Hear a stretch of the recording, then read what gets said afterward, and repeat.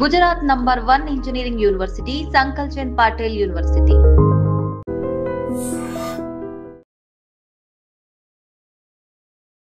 ఏం సినిమాలో అసలు ఏం సోషల్ మీడియానో ఏం వెబ్ సిరీస్లో ఏం ఓటీటీ ప్లాట్ఫామ్సో ఎన్ని కొత్త కొత్త యాప్స్ వస్తే అంతంత క్రైమ్ పెరిగిపోతుంది. అసలు నిజం చెప్పాలంటే కూడా మంచి ఏమో కానీ చెడే ఎక్కువ చూస్తున్నారు, యాక్సెప్ట్ చేస్తున్నారు అనిపిస్తుంది ఇట్లాంటి ఇన్సిడెంట్ చూసినప్పుడల్లా.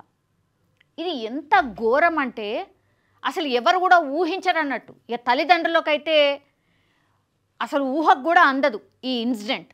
అంత భయంకరం. ఒక కొత్త కేస్ అనుకోవచ్చు, దీన్ని చెప్పాలంటే కూడా ఒక కొత్త కేసే అనుకోవచ్చు. సినిమాలు, వెబ్ సిరీస్లు ఒకప్పుడు ప్రేక్షకులకు ఆనందాన్ని పంచేవి, కానీ ఈ మధ్య మాత్రం ఆత్మహత్య చేసుకోవడానికి ప్రేరేపిస్తున్నాయి. ఇది దానికి సంబంధించిన వార్త. మొన్న ఈ మధ్య సూక్ష్మదర్శిని అనే తమిళ సినిమాను చూసి హైదరాబాద్లో హత్య చేసిన విషయం మనకు తెలిసిందే. ఇప్పుడు అలాంటి తరహాలోనే మరో ఘటన వెలుగు చూసింది. వెబ్ సిరీస్ని చూసి బాలుడు ఆత్మహత్య చేసుకున్నాడు. ఏంటి, దీన్ని నమ్మలేకపోతున్నారా అంటే ఇది నిజమే. యాక్చువల్లీ ఈ ఘటన బెంగళూరులో జరిగింది. బెంగళూరులోని గాంధార్ అనే ఓ 14 ఏళ్ల కుర్రాడు జపనీస్ వెబ్ సిరీస్, అసలు జపనీస్ వెబ్ సిరీస్ ఎందుకు చూడాలి? జపనీస్ వెబ్ సిరీస్ని చూడడం ఏంటి? ఈ మధ్యకాలంలో కొరియన్ అని, జపనీస్ అని మనకు రాని భాషను వెబ్ సిరీస్ను చూస్తున్నారు. ఎంత ఇంట్రెస్ట్గా తెలుసా? కనురెప్ప పాటు కూడా ఇట్లా మిస్ అయితలేరు. మొత్తం ఇట్లా లీనమైపోయి చూస్తున్నారు. ఇగో అదే ఇప్పుడు కొంప ముంచింది. బెంగళూరులోని గాంధార్ అనే ఓ 14 ఏళ్ల కుర్రాడు జపనీస్ వెబ్ సిరీస్ చూశాడు, ప్రాణాల మీదకి తెచ్చుకున్నాడని పోలీసులు చెప్తున్నారు. వార్త విన్న తర్వాత ఆ కుర్రాడి తల్లిదండ్రులు కన్నీరు మున్నీరుగా వెలిపిస్తున్నారు. వెబ్ సిరీస్లో చూసిన ఓ బొమ్మని తన గదిలో గోడ మీద రాసి సూసైడ్ చేసుకున్నాడు. ఇగో ఇదే ఆ బొమ్మ. ఏమున్నది ఆ బొమ్మల మీరు చెప్పండి. ప్రస్తుతం ఈ వార్త కలకలం రేపుతోంది. అసలు ఏంటి వివరాలు ఒకసారి చూద్దాం. గాంధార్ డెత్ నోట్లో ఏముంది? ఈ కుర్రాడిని మేము బ్లర్ చేసినాం, బికాస్ చూపించడానికి లేదు. చిన్న పిల్లాడు కాబట్టి, మైనర్ కాబట్టి మేము చూపించలేకపోతున్నాం. ఎంత ముద్దుగున్నాడో, ఎంత అమాయకంగా ఉన్నాడో పిల్లగాడు కూడా. కానీ పాపం ఇప్పుడు ఆ వెబ్ సిరీస్ ఏదో స్కూల్కి వెళ్ళి వచ్చిన తర్వాత కాలక్షేపంలాగా, టైంపాస్ లాగా వెబ్ సిరీస్ చూసిండు, కానీ తీరా ప్రాణాన్ని పోడగొట్టుకున్నాడు. అండ్ ఒక సూసైడ్ నోట్ కూడా రాసిండు, డెత్ నోట్ అట. బెంగళూరులో జరిగిన ఈ సూసైడ్ ఘటన దేశవ్యాప్తంగా భయభ్రాంతులకు గురి చేస్తోంది. 3 రోజుల క్రితం జరిగిన ఘటనపై పోలీసులు ఆసక్తి విషయాలు వెల్లడించారు. డెత్ నోట్లో అతని ఆత్మహత్యకు గల కారణాలు ఆ నోట్లో పేర్కొన్నాడు. కానీ నేను స్వర్గానికి వెళ్ళాను, నా కోసం ఎవరు ఏడవద్దు, గుడ్ బై అమ్మా అని చాలా చక్కగా రాసి 13 ఏళ్ల బాలుడు ఆత్మహత్య చేసుకోవడం అతని కుటుంబానికే కాదు రాష్ట్రం మొత్తానికి ఇప్పుడు షాక్ ఇస్తోంది. అందరితో రాత్రి భోజనం చేసి గుడ్ నైట్ చెప్పి తన ప్రియమైన కుక్కతో కలిసి గదిలోకి వెళ్ళిండు. ఆ తర్వాత అన్నయ్య గిటార్ను మంచం మీద ఉంచి దానిపై దుప్పటి కప్పుకొని తానే పడుకున్నట్టు అనిపించేలా చేశాడు. ఒకసారి చూడండి, అన్నయ్య కూడా ఉన్నాడు ఈ బాబుకి. ఆగస్టు 4న ఉదయం 6 గంటలకు వాళ్ళ అన్నయ్య వచ్చి చూస్తే మంచం మీద గిటార్ ఉంది. ఆ గిటార్ను తగిలిస్తున్న ప్లేస్లో అతను వేలాడి కనిపించడం అందరినీ షాక్కి గురి చేసింది. అంటే అన్నయ్య గిటార్ ప్లేస్ట్ అనుకుంటా. సో గిటార్ని ఇప్పుడు ఈ బాబు పడుకున్నట్టుగా అక్కడ గిటార్ని పెట్టి బెడ్షీట్ కప్పి ఆయన ఉన్నట్టుగా ఒక ప్రొజెక్షన్ ఇచ్చాడు. అన్న లోపలికి వచ్చిండు, చూస్తే తమ్ముడు ఉన్నాడేమో అనుకున్నాడు. ఆ రూమ్లో తిరిగి చూసేసరికి గిటార్ ఎక్కడైతే తగిలేసి ఉంటుందో అక్కడ ఉరి వేసి కనిపించిండు వాళ్ళ తమ్ముడు. ఎట్లుంటుంది ఆ అన్నయ్యకి ఒక్కసారి మీరు ఊహించుకోండి. తర్వాత ప్రాణాలను తీస్తున్న వెబ్ సిరీస్లు అనేది కూడా నేను ఇంతకుముందు చెప్పినట్టుగా అసలు ఎంత దారుణం తెలుసా? ఇప్పుడు నేను స్వర్గానికి వెళ్తా అంటున్నాడు. ఆ పిల్లగాడికి, 13 ఏళ్ల పిల్లగాడికి స్వర్గం, నరకం ఇవన్నీ ఎట్లా తెలుస్తాయి? అసలు అంత అవగాహన ఉంటుందా ఆ వయసులో? ఎవరైనా ఆటలు ఆడుకుంటాడు, ఫ్రెండ్స్ ఉంటారు, తప్పులు చేస్తుంటారు.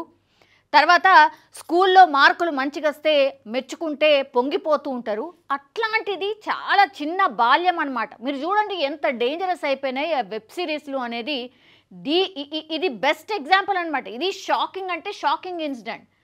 ప్రాణాలు తీస్తున్న వెబ్ సిరీస్లు మనం ఇప్పుడు మాట్లాడుతున్నాం. వెబ్ సిరీస్లు ప్రాణాలు తీస్తున్నాయి అని మాట్లాడుతున్నాం. నెక్స్ట్ ఇంకో ఇన్సిడెంట్ జరిగినప్పుడు మళ్ళా వచ్చి మళ్ళీ ఇగో ఇదో కథ అయింది, ఇదైంది, మళ్ళీ ఇంకొక ఆయన చనిపోయిండు అని చెప్పుకోవడం తప్ప దీని మీద నియంత్రణ ఉంటుందా?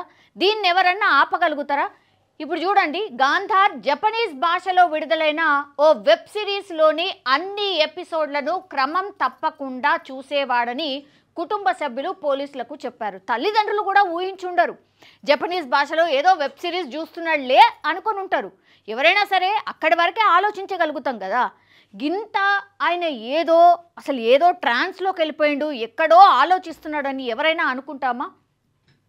ఆ కోణంలో పోలీసులు ఇప్పుడు దర్యాప్తు చేస్తున్నారు. చివరికి విస్తుపోయే నిజాలను బయటపెట్టారు. దానివల్లే ఆత్మహత్య చేసుకొని చనిపోయి ఉంటారని వెల్లడించారు. ఈ మధ్య సినిమాలను చూసి హత్యలు చేస్తున్న విషయం మనకు తెలిసిందే. అందుకు ఉదాహరణ హైదరాబాద్లో ఇటీవల జరిగినటువంటి కుక్కర్ ఘటన మనకు తెలుసు కదా. భార్యని భర్త ఎంత దారుణంగా మొత్తం ముక్కలుగా చేయడమేందో, ఆమె తీసుకుపోయి ఆమె శరీర భాగాల్ని కుక్కర్లో ఉడకబెట్టడమేందో, దాన్ని పౌడర్ చేసి ఫ్లష్ అవుట్ చేయడమేందో, అసలు ఆ ఘటన నెల రోజుల పాటు సిరీస్ లెక్క నడిచింది తెలుసా. ఆ చుట్టుపక్కల వాళ్ళైతే అసలు భయపడిపోయినరు. ఆ ఇంట్లో ఉన్న వాళ్ళైతే, అంటే కింద పోర్షను పైన వేరే వాళ్ళు ఉంటారు, అసలు ఊహకు కూడా అందదనమాట. గతంలో ఆర్మీలో పనిచేసిన ఆఫీసర్ ఆయన ఎంత కోపం ఉంటే వేరే రూపంలో ఏదో సంథింగ్ చేయొచ్చు. కానీ ఇంత దారుణంగా మొత్తం భార్యని శరీర భాగాలంతా కట్ చేసి దాని తర్వాత కుక్కర్లో ఉడకబెట్టి బాత్రూంలో ఫ్లష్ అవుట్ చేయడం ఏంది? ఇంత దారుణంగా మనుషులు తయారైనరా? ఇప్పుడు ఆ ఘటననే ఇప్పుడు దీనికి కూడా ఉదాహరణగా చూపిస్తున్నారు. 13 ఏళ్ల బాలుడిపై ఒక జపనీస్కి సంబంధించిన వెబ్ సిరీస్ ఇంత ప్రభావం చూపించింది, ప్రాణాలు కోల్పోయేలాగా ప్రేరేపించింది అని అంటే ఎంత డేంజరస్గా ఈ ఓటీటీ ప్లాట్ఫామ్స్ మారిపోయినాయి. అండ్ ఈ మధ్య కాలంలో మనకు తెలుసు చాలా టైమ్స్ అసలు అశ్లీలత భయంకరంగా పెరిగిపోయింది ఓటీటీలో. అంటే ఎప్పుడో యుక్త వయసులో ఏవైతే తెలుసుకోవాల్సిన విషయాలు ఉంటాయో అవన్నీ కూడా అసలు చిన్నపిల్లలు చూసేస్తున్నారు. అసలు నియంత్రణ లేదు, ఏమీ లేదు, అడ్డమైన వీడియోలన్నీ వస్తున్నాయి. అవన్నీ తెలియకుండానే పిల్లలన్నీ చూసేస్తున్నారు. ఇగో ఇట్లాంటి ఘటనలకు దారితీస్తున్న పరిస్థితి అయితే ఉంది. సో ఇప్పుడు వెబ్ సిరీస్ వల్ల మరో ప్రాణం పోయింది. ఈ వార్త ప్రస్తుతం దేశవ్యాప్తంగా సంచలనాన్ని క్రియేట్ చేస్తోంది. ఆత్మహత్యకు ప్రేరేపించేలా ప్రజలను మార్చే వెబ్ సిరీస్లను ప్రసారం చేయొద్దు అంటూ ఓటీటీ సంస్థలకు కొందరు వార్నింగ్ కూడా ఇస్తున్నారు. ప్రభుత్వం ఇలాంటి వాటిని ప్రోత్సహించకుండా కఠిన చర్యలు తీసుకోవాలని ప్రజలు డిమాండ్ చేస్తున్నారు. యాజ్ ప్రజలుగా ప్లీజ్, ప్రజల బాగు కోసమే కదా గవర్నమెంట్స్ ఉండేవి. మరి ఇట్లా ప్రాణాలు పోతుంటే, చిన్న పిల్లల మీద ఇంత ప్రభావం చూపిస్తుంటే మనకెందుకు ఇట్లాంటి వెబ్ సిరీస్లు? దేనికి? జ్ఞానం పంచడానికి మనం ఏమైనా తీసుకోవడానికి ఉంటేనేమో అట్లాంటివి ఎంకరేజ్ చేయండి, నో ప్రాబ్లం. కానీ అసలు మన భాష కాదు, మనోళ్ళు కాదు, మన మనుషులు కాదు. ఇది చూడండి, ఈ బొమ్మనట అందులో పూర్తిగా ఆయనను ఒక ట్రాన్స్లోకి తీసుకుపోయింది.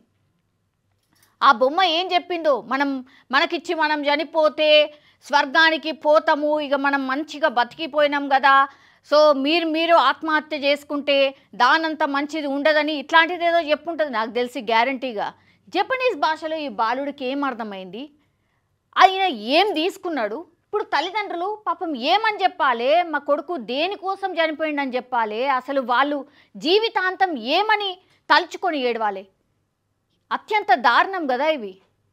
సో ఓటీటీ ప్లాట్ఫామ్ మీద కొంతనన్న నియంత్రణ, అసలు సంబంధం లేకుండా సంబంధం లేని భాషల్ని ఇట్లా మన మీద రుద్ది ఆ తర్వాత కంప్లీట్గా ఇట్లా శోకాన్ని మిగులుస్తున్నాయి. ఇట్లాంటి ఓటీటీ ప్లాట్ఫామ్స్ బిడ్డల్ని కోల్పోయేలాగా చేస్తున్నాయి అంటే దీని మీద ఎంత కఠినంగా వ్యవహరించాలి, ఎంత కఠినంగా ప్రభుత్వాలు ఆలోచించాలి అనేది ది బెస్ట్ ఎగ్జాంపుల్ ఈ ఇన్సిడెంట్ అనుకోవచ్చు.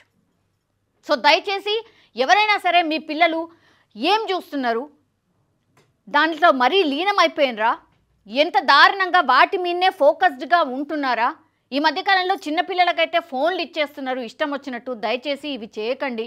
కొంత నియంత్రణ మీరు పెట్టడం స్టార్ట్ చేయండి. తల్లిదండ్రులు ఈ మధ్య మరీ గారాబం చేసేస్తున్నారు పిల్లల్ని. స్కూల్ కోతనేమో ముందేమో అట్లీస్ట్ టీచర్లు కొట్టి కొంత కంట్రోల్ అన్న చేస్తుండే, ఇప్పుడు అది కూడా తీసేసిర్రు. టీచర్లు కొట్టడానికి లేదు, గట్టిగా మాట్లాడితేనే పేరెంట్స్ వచ్చేస్తున్నారు. ఇవన్నీ కూడా ఇట్లాంటి అనర్థాలకే కారణం.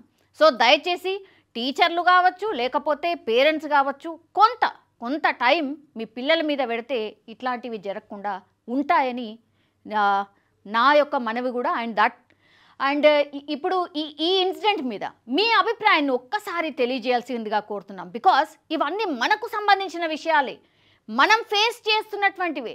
దయచేసి ఈ ఇన్సిడెంట్ మీద మీ అభిప్రాయం ఏంటి కామెంట్ రూపంలో తెలియజేయాల్సిందిగా కోరుతున్నాం.